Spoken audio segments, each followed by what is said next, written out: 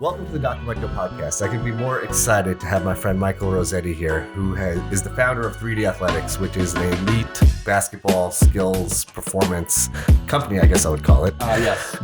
Company of one. But I know you're grinding, man, because I follow you on Instagram, and you're putting up a lot of great content, and I love your grind, and you have a really serious fucking hustle, man. And we're gonna get into all of that. So welcome, man. It's good. Great to have you here. Thanks. It's great to be here. So Mike, I just want to take it back, just kind of hear some of your story, because I think this is something that's important for a lot of young athletes to hear and to hear your story in particular, because you're someone who came from a basketball family. You grew up playing basketball. Mm-hmm. You were an elite high school basketball player here in Long Island.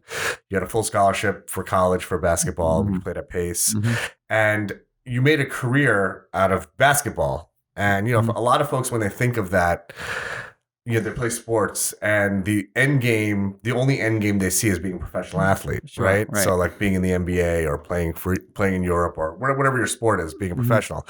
But, we were just talking about this. When we were growing up, there was not all these like sort of parallel sports industries with like, elite trainers for young kids, I was playing on the, pickup games, at the elementary school, outdoor playground.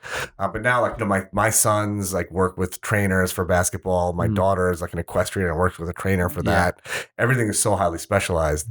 And, just, I guess, before we kind of get into your whole story, like, did you see that as the end game, or like, what was your end game when you were hustling through it in the beginning? I think, first off, I graduated from Pace with a finance degree. So at that point, I really had no intentions of like really where I wanted to go with basketball. I played 4 years at that point, and my initial goal was to play overseas somewhere. And then I found out that like at that point in my life, I was like, all right, I'm a 6 foot Italian guard. You could find them anywhere. So I'm like, do I want to spend 6, 7, 8 years to try to eventually maybe make an income that I think is somewhat reasonable, or should I go and get my master's degree now and move forward? So I grew up in a family of like teachers. So I think sports has always been in my blood. I played 3 sports my whole life, soccer, basketball, and lacrosse. And, I loved all of them. It's just my father was a basketball coach for so long. So I think that's why I always kind of like pushed towards that sport. So I got my master's degree from Adelphi University, and from that point, teaching. That was in teaching. Phys ed, yeah. So I had the business background, I guess, from Pace, and I think it was one of those degrees where I was in a collegiate athlete, and I think I was always a good student. I just happened to major in finance at that point, so I really didn't know what position I wanted to go into. So I think just, after coaching at camps my whole life, I think that's why phys ed kind of like just fit me.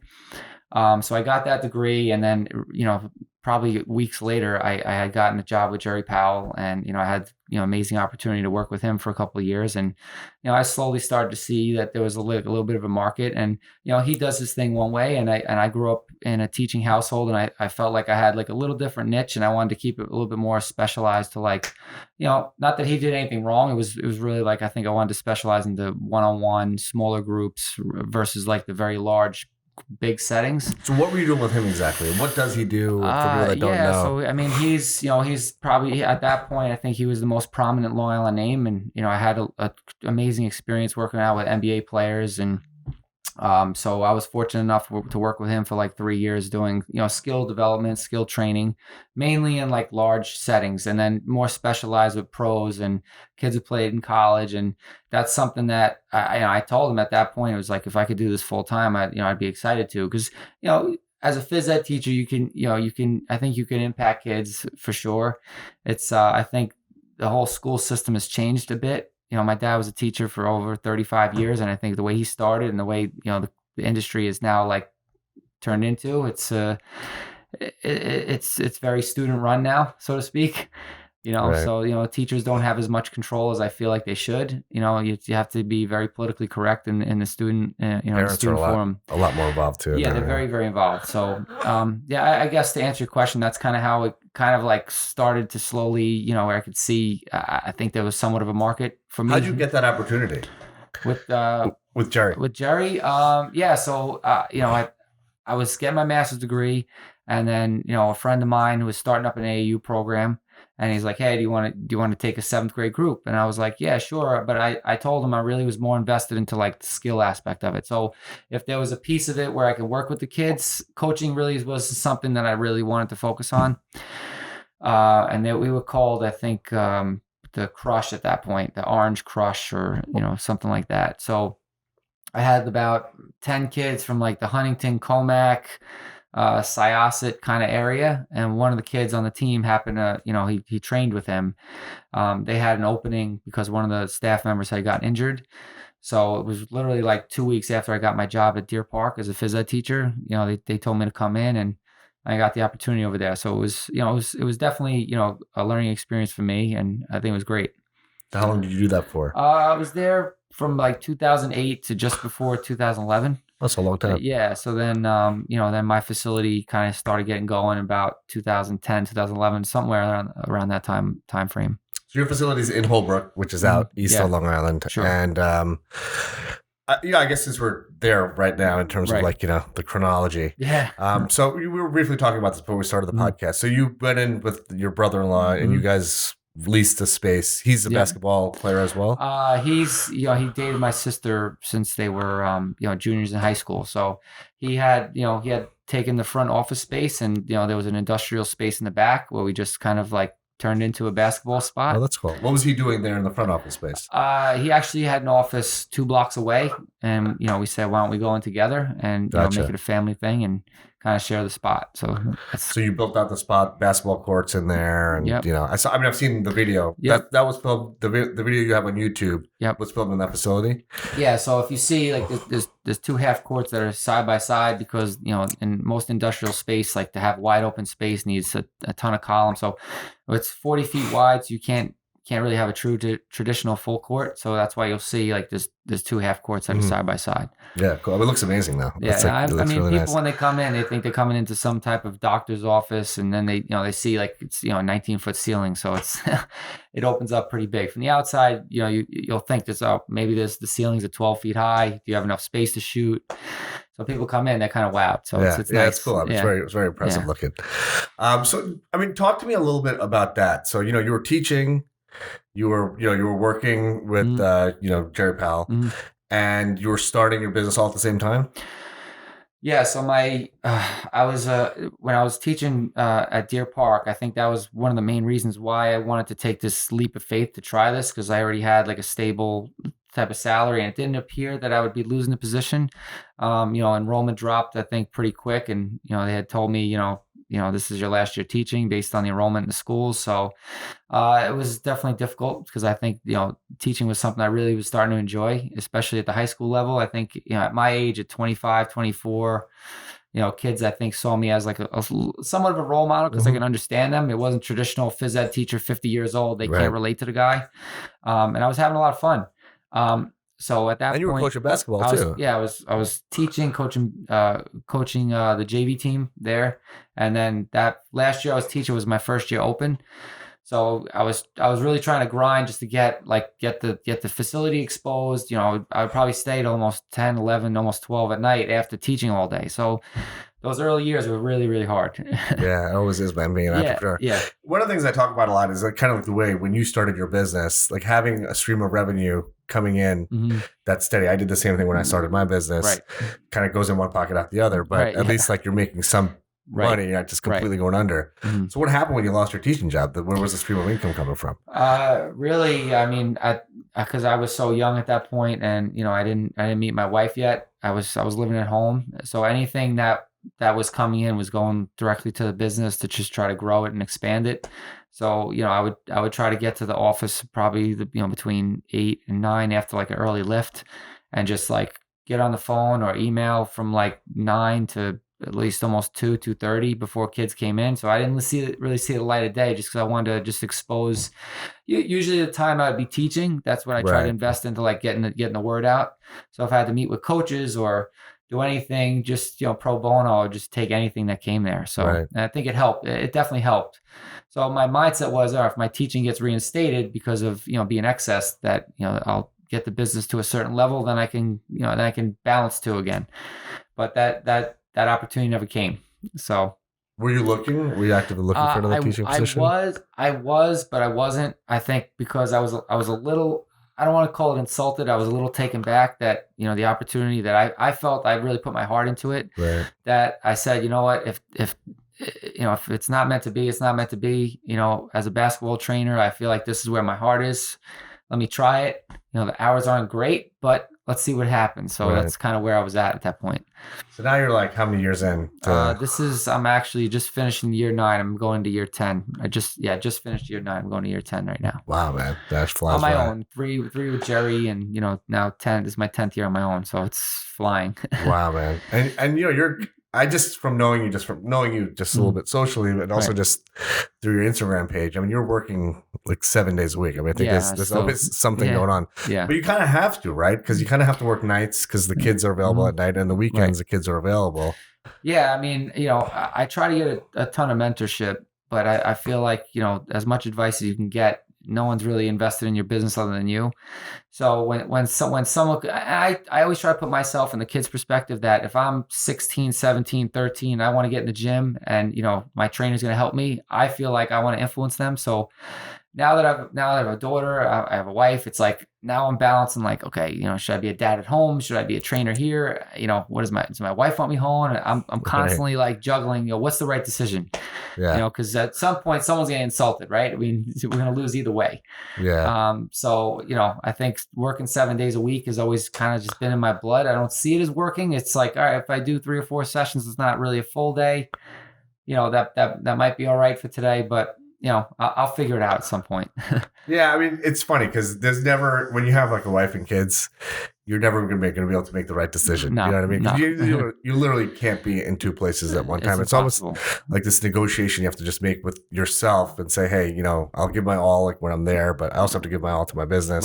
Right. You're like, for me, it's like my patients rely on me and I have to give my all when I'm seeing my patients. For sure. For you, it's like the kids are relying on you, so you kind of have to give them everything that you got. Yeah, I mean, early on, as a single guy, when I didn't really have as many clients, so I could be like fully invested in them. And now they've gone through college, graduated. Some of them, had gotten a full scholarship, which was amazing. They saved themselves almost $250,000 for their family.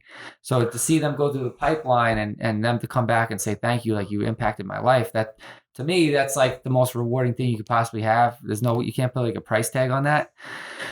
So I still want to have that influence. And so now I'm in a position of like, all right, can I get someone underneath me that wants to share that same belief to help another population of kids so that I can kind of pull myself away to kind of manage it a little bit more, to be like a little bit of a liaison between trainer, management, be on the business side of it, being an administrator, do more things like this. Yeah, it's funny, man. Like do you ever read that book, The E-Myth Revisited? Mike has shared that to me. Yeah. So I've watched some videos on it. It's just, So one of the friends that the reason why we know each other is because of our mutual friend who is a very successful entrepreneur, and we actually met at a mastermind meeting that he put together like 1.5 years ago.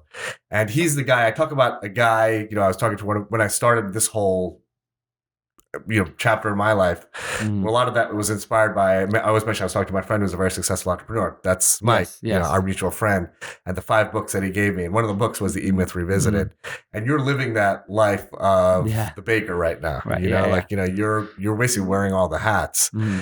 And, it's when I talk to other entrepreneurs, and we all went through that. Like when I started my practice, I was wearing all the hats and for a really long time, actually, until a really long time, until maybe 8 years or 9 years into my own business, and you're kind of at that point now.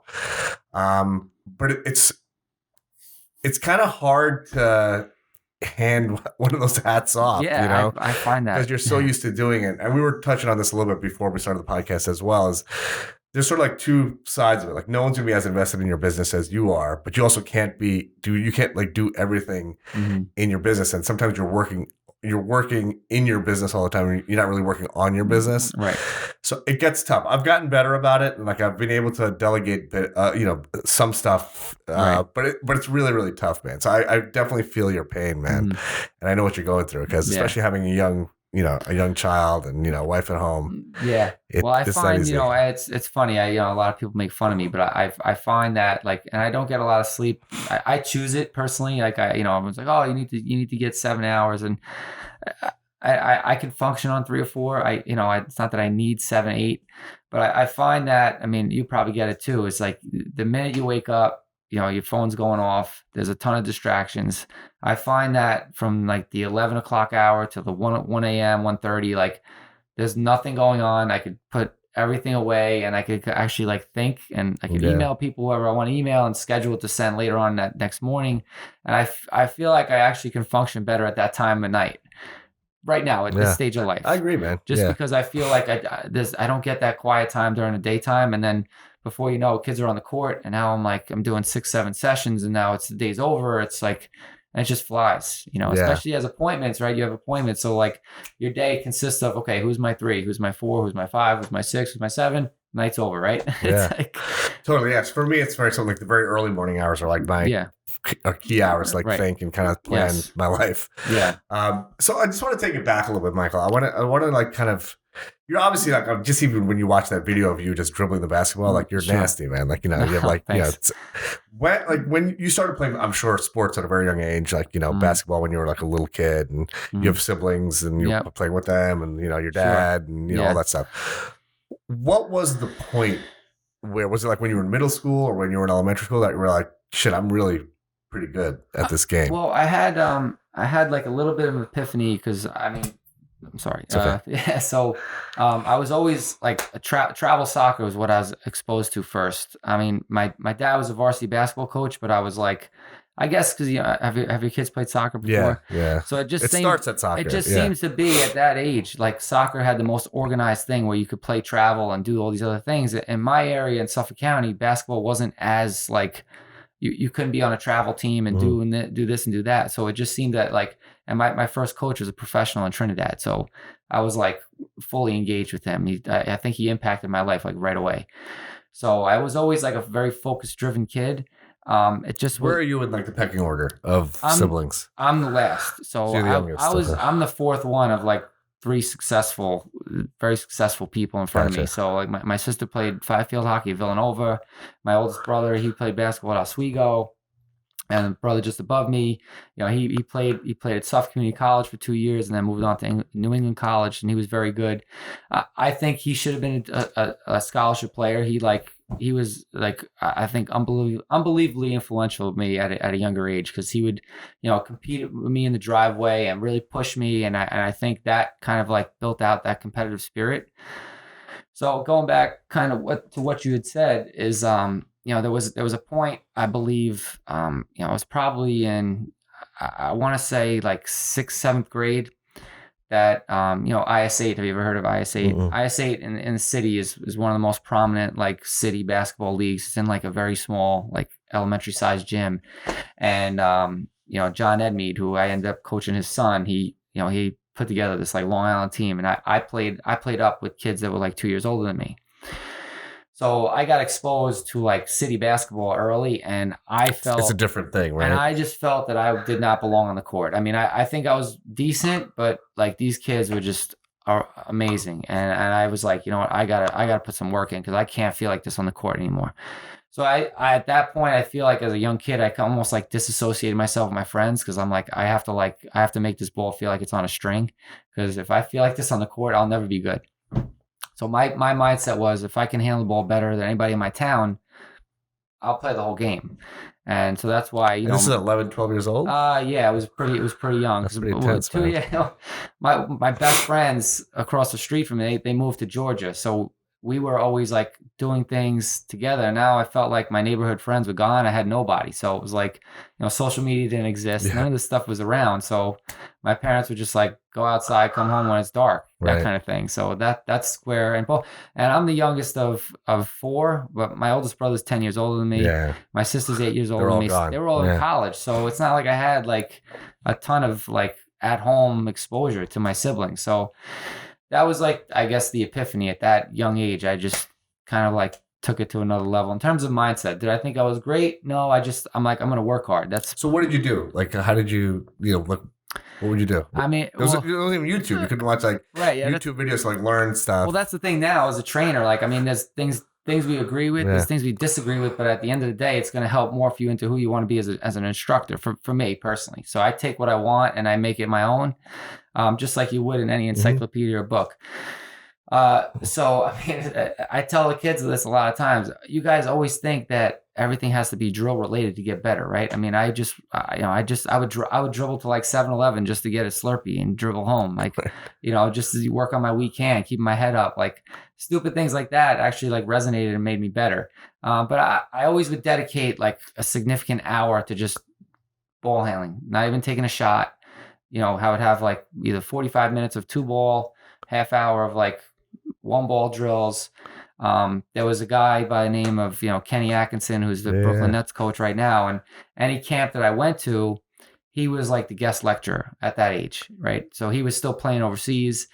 And for the kids now, like he was like someone I really looked up to, that every single summer I want him to know I got better, right? So throughout the whole year, I would push and be like, all right, if I demonstrate for Kenny, I want him to be like, hey, Mike, you got better this year. And that's kind of what my thing was. Like, all right, I got 12 months to prove myself. Wow.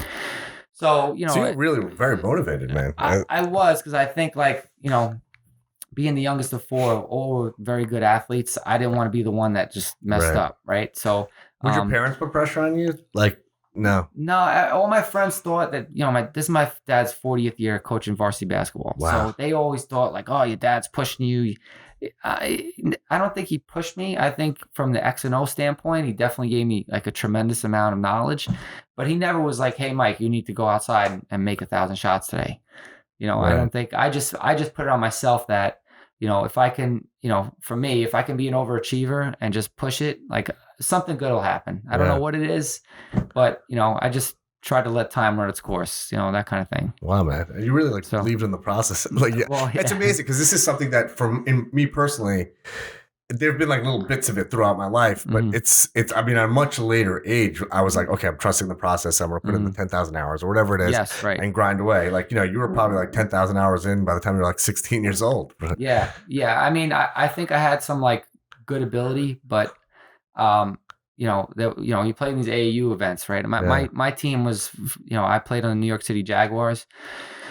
So for me, like, I struggle with anxiety just like anybody else. Everyone has like, whatever they want to diagnose is what they have. But, as a Long Island kid playing against kids who played at Archbishop Malloy and Holy Cross High School, they were exposed to much more competitive environments all throughout the year.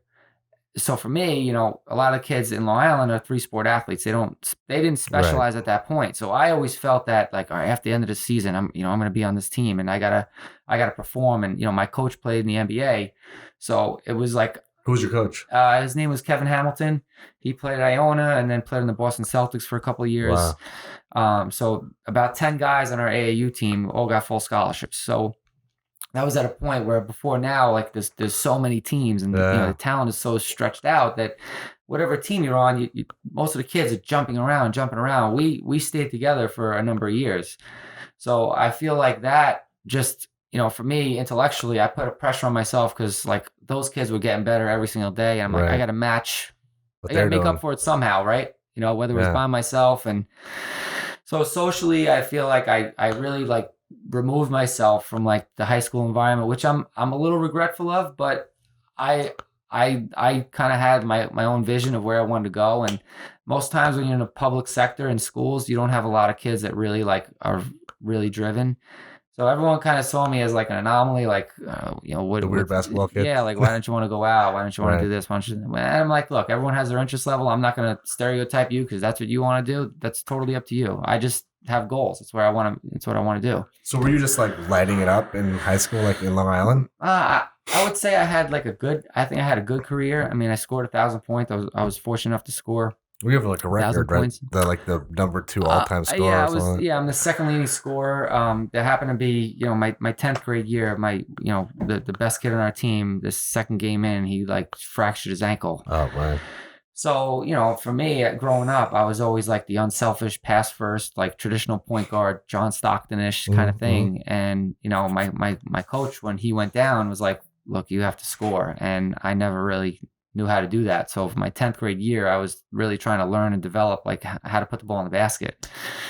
So, I had a pretty decent sophomore year. Then my junior year, we had like, a couple incidents in school, like, kids got kicked off the team. And so we underachieved. And then my senior year, I was really driven to just make the most of my opportunities, being that now like I'm on the same wavelength as every other kid in the county.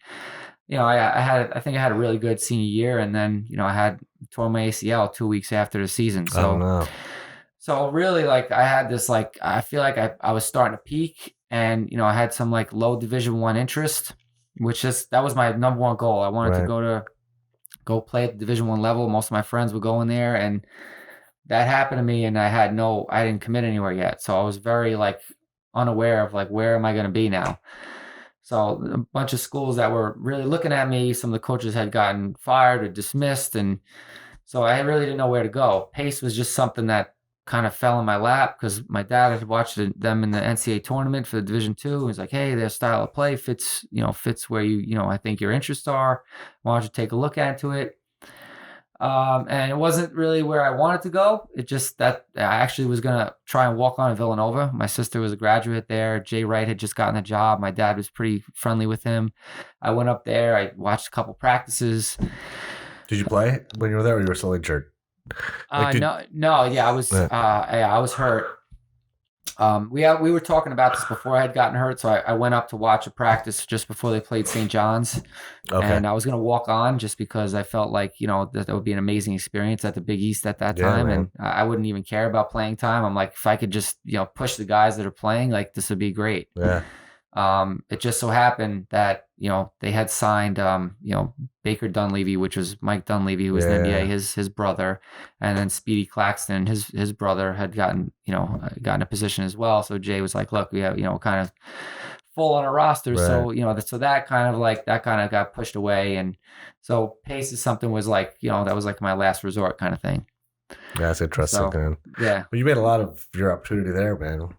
Yeah, I mean, I still have great relationships with my teammates to this day. So, I mean, if you look at my stats, you wouldn't be wowed by like my stats, but I feel like I had influence on the team, and I made my mark where I needed to make it. I don't think numbers always tell like the true story of what went on. Especially when you're a guard, right? Like, yeah, right. All those little things. But I think now we're in such like a statistics-driven society that like, all right, if you didn't score 20 points a game, like you must have not been good, and that's kind of where I have a little bit of like self-doubt on myself that like if I go into a new market and someone researches me, they're like, well, how good can this guy be? He only scored 5 points a game in college. Like, what are you going to tell me that I don't know? Yeah, you'd be surprised. You're tough on yourself. I'm tough on myself, but I know I could teach the game. It's just a matter of like, all right, when I get on the court, I have to show that right away. Right. I have to impact them. I have to like, get them to believe in me and trust the process like right away. Yeah. So what do you do? How do you do that?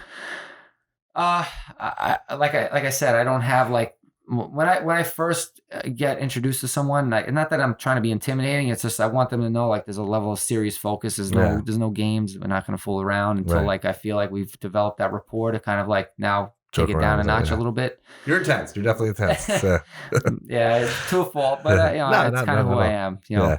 So what do you do though? I mean, you said like you got to kind of like show them that you got that they. I mean, I guess with an older or a more experienced player, like we kind of like, it depends on what they want to work on. I think the older guys already have like a viewpoint as to who they want to be.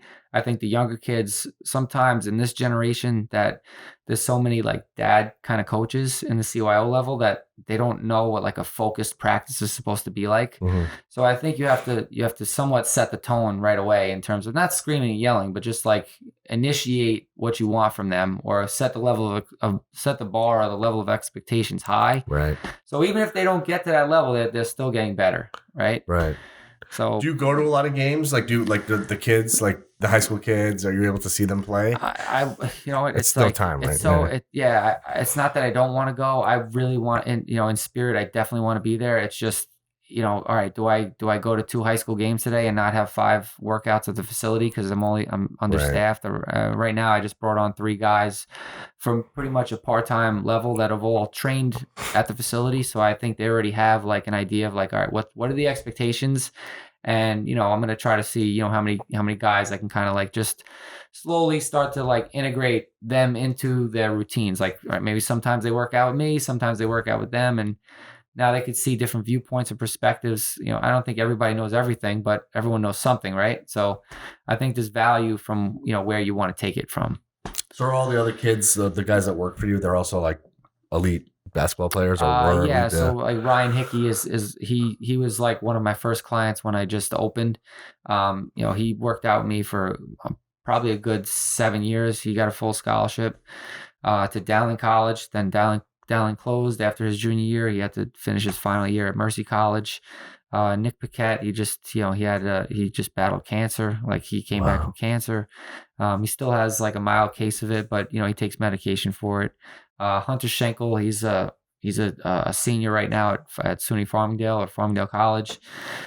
So he's someone that's like starting out and wants to see if he can help out the business in whatever way he can. So, and I guess it's my job as a role model to like now like show what's worked for me. And then I told him last night, like, I want you guys to develop into someone that you want to be, not like who I want you to be. So I think it's a perfect opportunity for them to find themselves. Yeah, that's great, man. It's almost like you're training like your own workforce in a weird way, like because you train these kids. It's awesome. Yeah. Do like high school coaches and college coaches reach out to you, say, hey, can you come down for like a day and work with my guys? I mean, less than I'd like.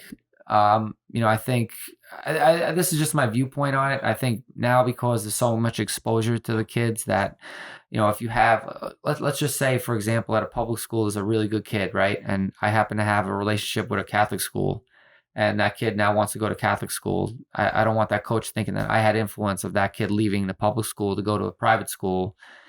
So I think in a way they kind of like, they want to almost surround themselves around their own players and protect them. And I don't think there's anything ego related. Like, I don't want any kid to say, hey, Mike, you got me better. I want it to be like, well, I had somewhat of an impact to help you and your coach in your situation at your school. So I don't think like, it's like, I don't want to take the credit for anybody's success. Your parents, number one, should take the first amount of credit, and your own work ethic. If I just happen to be a part of the journey, that's awesome. You're too humble. You're too humble, man. I just feel like we're in so much of like, all right, this was my guy and this is my guy. I get it. Well, like, you can go to Target, then you can go to Walmart, then you can go to you can go to any store you want. Why does you have to be to one trainer, right? It doesn't make sense to me. No, I think that's a very evolved outlook. You know, it's interesting because Rassan are also our mutual friends now, working with the Nets, and he tells me like the guys, like the elite guys, like Kyrie and Katie, they have like their own guys that basically train them. Right. Is that like something that would ever interest you? Like, say, Yeah, I mean, I've had a relationship with Lance Thomas over the years. I mean, have I worked with him as much as I'd like? No. I mean, when you get to that level, you're all over the place, right? But I'm just appreciative after, since opening, that he still communicates with me when we can. I mean, I've gone to Lifetime a couple times and worked him out. But, because they're on the road so much, they need to have like almost like a team of people that they trust. Right. Because everyone wants to jump on the bandwagon, take a photo with a pro and be like, that's my guy, and throw it on social media and get a ton of likes. And that's really what I think a lot of guys right now just want it as, right? As a way to just overexpose themselves to get more kids and build their business through others, right? So in terms of like, the pro market, a couple of years ago, I did have intentions of like, hey, can I get on a staff, almost like Ra, and say, can I be a player development guy? Yeah. And just like Jay Hernandez. Jay Hernandez is on the Hornets staff, and he's moved up into the assistant coach realm, and he's doing an unbelievable job.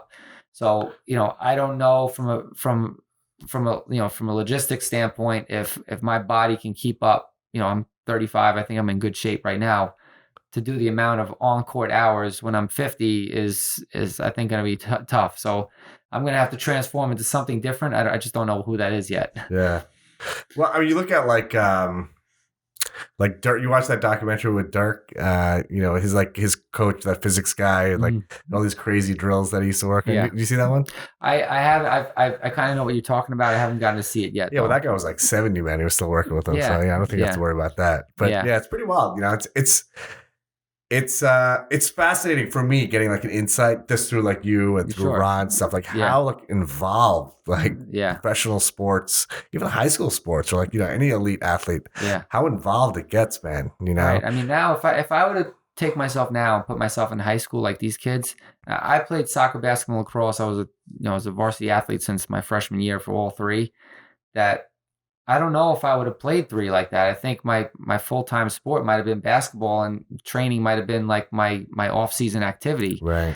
Because you have a lot of these kids that are running from lacrosse coming to here. It's just too much because everything has become 12 Yeah. months. And now when you have a kid that you're like, all right, well, you have some ability in basketball. Now I don't want to call it wasting time, but now you're playing lacrosse and you want to play college basketball. It's like, all right, now it's tough, but the athlete inside of me is like, go play lacrosse. It's going to help you Right. as a basketball player. Yeah, there's a whole cross training thing, like Right. playing multiple sports. For And kids sure. are at a disadvantage a little bit when Yeah. they don't. Right. Yeah. It's tough, man. It's like a real balance. Like my Yeah. nieces were elite squash players, like national, like ranked number 1 and 2 in the country, Yeah. and that was their sport. They travel all around the country doing it. Mhm. Neither of them plays it anymore. They're both in college, but Right.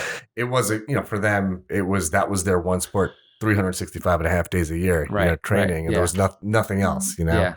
which is, I think, however, like my younger niece is like, she's 10 years old, is like an elite golfer. And like, Mhm. that's, all year round, that's what she Right. does and plays in Right. tournaments.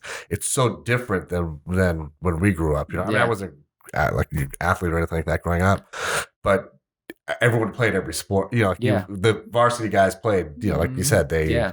either played basketball, baseball, and, soccer or whatever it was, Yeah. I know. I've kind of been blessed with like a conditioning level where I can handle a lot. So I would leave a lacrosse practice and get on my driveway and put an hour in like dedicated time, just because I know like I was on the soccer field for 2.5 hours. Like I didn't have a ball in my hands today.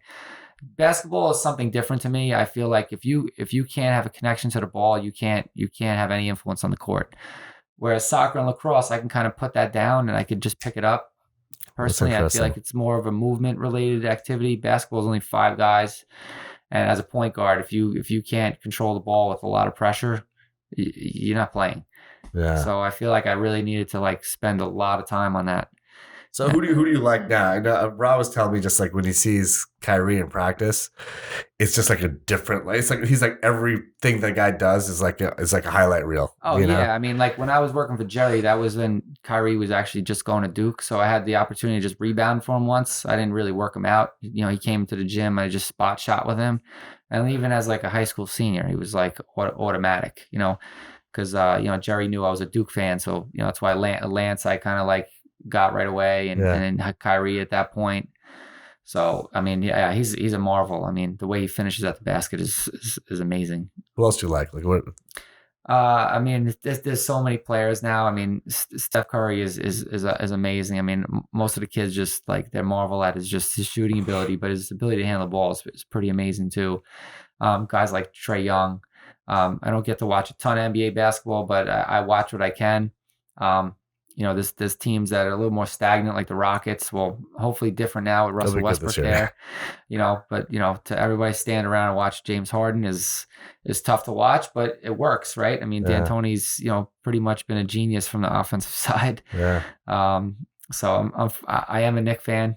I'm me too, man. I'm hoping at some point. I tell my kids, listen, just become a Nets fan now. Yeah, right. Save yourself a lifetime of pain. Right. And I'm also a Mets fan, so you are. Okay, yeah. So it's no, right. But I'm a Giants fan, so that's good. I had a couple of good wins there. Mm-hmm. So, but let's just close with this is something I'd like to ask everyone because everyone has like it's funny. Everyone has like a different but yet similar answer to the question: what success means to you, man? Yeah, I mean, you could use that. You can go in so many different directions with that. Is it financially related? Is it spiritually related? Is it relationship driven? Me is if I could find somewhat of a balance between, being a great entrepreneur, a businessman, and being an unbelievable dad, father to my daughter, and being a husband that I can kind of like just I don't want to be financially free, so to speak. Where when I wake up, if I could just make the decision that's the best for the day and not have to worry on any end, that to me is success. I don't want to say like, yeah, I want to be a 7-figure company and that's success, because I feel like once you hit that, it's like, all right, I want to get to 8, I want to get to 9. Right. I think that's just kind of my mold is like, you're never satisfied. So I guess success to me is like, can I battle the demons that have been bothering me my whole life in terms of like anxiety, just never being satisfied with whatever level of success I've had. I mean, you've probably already read it on some of my answers here is like, sometimes I'm too humble for my own good just to say, at the end of the day, I did a good job today, so, Yeah. In a small way, that could probably be my definition of success. I like that, man. Yeah. That's a very honest answer, man. And you strike me, man. And I think anyone who meets you is like, you're very intense. You're so focused, and you're fucking just grinding, man. It's just like, your answers, you can hear it in there, man. And listen, that's what gets you to where you want to be, man. So, and you've already achieved great success, but I just see your star just rising, man. And it's guys like you. I walk into this office and I'm like, already I'm like walking out of here like, okay, that just impacted me a little bit. I got to push it harder now, right? So, that's it. That's what we do for each other, man. Exactly. That's really what it's all about. Even like social media and all that stuff. Yeah, it's really like inspiring other people to, if I can do what I've done, anybody could fucking do it. There's nothing special about me. I mean, everyone has their own talents. Like I could never play basketball like you could play basketball, but everyone has a gift, and it's literally doubling, tripling down on whatever that gift is. And, and also in the things that you're not gifted at, like I'm not gifted in like the majority of things, but you just grind your fucking ass off. And, the hard work will compensate for so much, and you're living that, man. And, I love this moment because, as much success as you've achieved, we're going to be sitting in this chair in a few years, and you're going to be telling about, you're going to be telling the story about how all your grind, man. That's been my goal. And that's why I trust the process. Cause at some point, if you just humble and you try, right, something good may happen. If it doesn't, at least you could say, I did my best. Right. So it's going to happen, man. Well, thanks so much for taking time out of I know your schedule's insane, man. So I appreciate you sitting down for me, man. All good. Appreciate the opportunity. All right. That's it. Thank you for listening to the Dr. Mudgil podcast. The audio for this podcast can be found on Apple's iTunes and SoundCloud. Let's get it.